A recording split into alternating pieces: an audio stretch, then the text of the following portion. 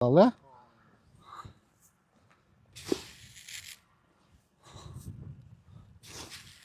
Ova, buna qara toprak da жақсы екен. Қарашы, мына қара топырақ екен мына. Мен қойшының баласымын. Атам өмір бойы қандай туғаным жақсы ба? Қандай туғаным жақсы ба? Ауа қандай жақсы ба? Туғаным қандай жақсы ба? Ауа қандай жақсы ба? Туғаным қандай жақсы ба? Так, не oldu? Емет бүттіңер ба? Айдап бүттіңер ба? Я. Ай. 100 гектарды айдап бүтті. Так, ошонда жалпы қанша 200 гектарға? Жалпы 200 гектар жер бар. 100 гектарын айдап.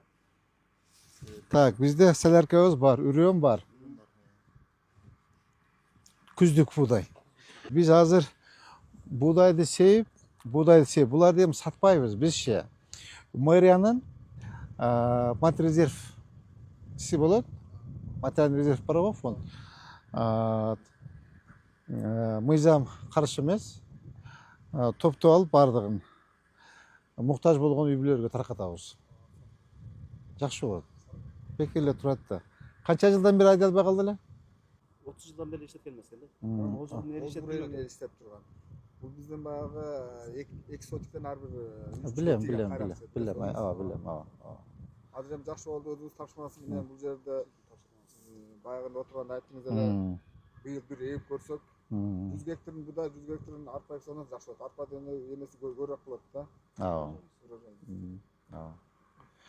Bizde FPS'in kaça yeri var?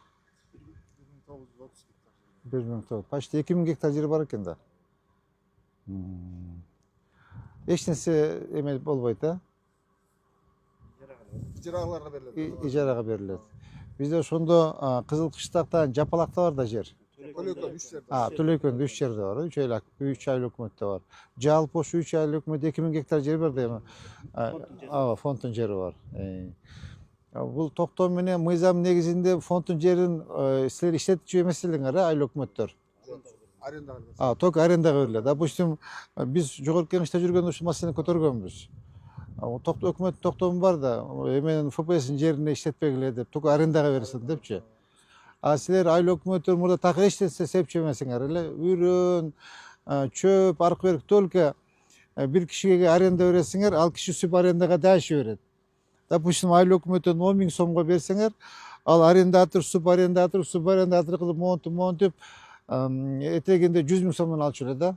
Биз Сокулга чейин барып келгенбиз. Эсиңизде бар нерсе?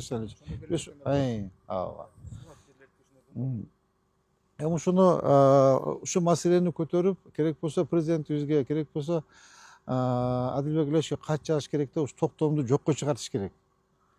Жалгыз гана биз эмес, мэр эмес, жалпы Кыргызстан боюнча айлык өкмөттөрдү жерлерди иштеткен айлык өкмөткө шарт түзүп бериш керек. Возможность бериш керек. Эмне үчүн айлык өкмөт такайлы отура береби анда? Жумуш жасабайт. Же техникасы жок. Только налог төлөйт, жерди арендага берет, башка жумуш жасабайт. Наоборот, айлык өкмөттөргө шарт түзүп бериш керек. Айлык өкмөттөргө шартты түзүп берип, жерди бериш керек.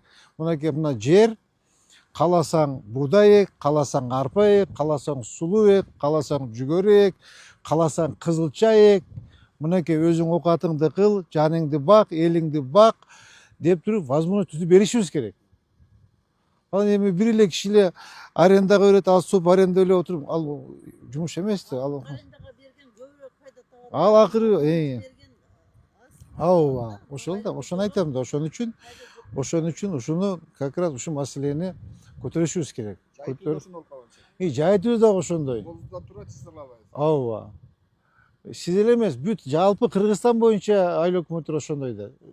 Эч нерсе жумуш жасалбайт. Бир токтом, мыйзам жол бербейт деп. Муну түшүндүрүп айтыш керек. Наоборот, бизге эмеге айлык өкмөттөргө шарт түзүп бериш керек. Мына Кудай кааласа, эгер кийинки жылдан 2000 гектар жерибиз өзүнүн колуга тийип калса, ФПС'тин жери, будай эгебиз, арпа эгебиз, сулуу эгебиз, жүгөрү эгебиз, керектүү окаттарын баарын эгип тигип иштетебиз да. Түшкөн пайданы элге беребиз, элден ашканын сатып капчыкка салабыз, мэриянын капчыгына. Бюджетке түшөт акча. ушул жумуштардын баарын жасаш керек да. Анан жасабаса, мамлекет эле карап отурса жумуш болбойт да. Дотация келет, дотация алышыбыз керек. Мамлекетибиз бар деп. Конституция мамлекет резервный эмес да. Өзүбүздү өзүбүз багыш керекпиз. Мына азыр Кудай кааласа ушул жерден 200 гектарга үрөн сепсек бир топ акча болот. Бери дегенде бир 5-6 миллион сом калат. Бери дегенде 5-6 миллион сом калат. Бул дагы мына сонун болот. Могу техникалар боюнча баардыгы жок болуп кеткен болчу да. Ар ким эшигин алдын алып барып токтотуп, каалагандай иштетип, талкалап, баарын техникаларын баарын чогултуп, жанагындай эме кылып койдуңар, э? МТС база кылып койдуңар, э? Бул Кудай кааласа мына ремонт кылдык, сока алдыңар, жаңы целка алдыңар, техникаларды бир топ ремонтун өткөрдүк. То есть булар дагы гаражын түзүп, сиз таршысыз да. Гараж демеди, ошол жака техникалар туруш керек. Эгер башка айыл өкмөттөрдөн эл келип, жеримди айдап бер десе, прескурант болуш керек. Допустим, гектарын мончадан. Соляркасы өзүнүн мойнубузда, соляркасын баары өзүнүн болсо мончадан айдалат. Эгер солярканы куюп берсеңер, мончадан айдалат деп, наоборот, прескурант өтүп, акчасын баардыгын өзүңөр ишканага түшүрүш керек. Ар бир ишканачы прибыльный болуш керек да, пайдалуу ишкана болуш керек. Анан калып эле анан вид кылып эле жанагы эметип акча болбосо анда болбойт. Иштеп атабызбы, ошонун жыйынтыгы болуш керек. Эмеде бюджетибизде счетубузда акча туруш керек. Түшүндүңөрбү? Всё. Азыр солярка бар, үрөн бар. Все башка эме жок. Маселе жок. Все, давай. Дарыланганбы? Кол менен эле жерге Ооба. Эметтиңер, салдыңар бияка? Болду. Все болду. Кол менен аз баштайбызбы? Кол менен сепип берейин, кегиле, аксакалдар. Я. Бисмиллахиррахманиррахим. Ömrümde bolgan эмес берияда биринчи жолу болуп атат. Кудай кааласа буудайыбыз ушул мына кара топурак да жакшы экен. Карачы, мына кара топурак экен мына. Эмени бул бир эле жамгыр жааса сонун болуп калат. Кудай кааласа бир гектарынан 2 центтен алабызбы? 2 центтен болуп калганда ошондо 2 тонна болуп калабы? Келиңиз. Кана сиз баштап бериңиз, бисмилла деп. Ана мен сиз берейин. Кана, келиңиз Бисмилла, ушул жерден жакшы түшүмдүүлүк болсун, жакшы. Аксакалдар, келиңиз. Бериң, авама бериң.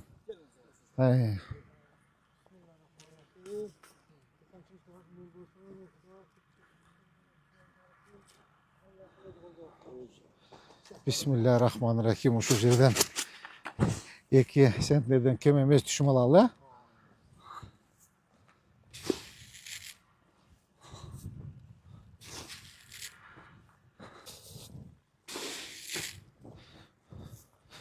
Молар баары дарыланган бекен? Эмне деген? Биринчи репродукция. Дарыланган даяр, Сапкіле. Hadi sen.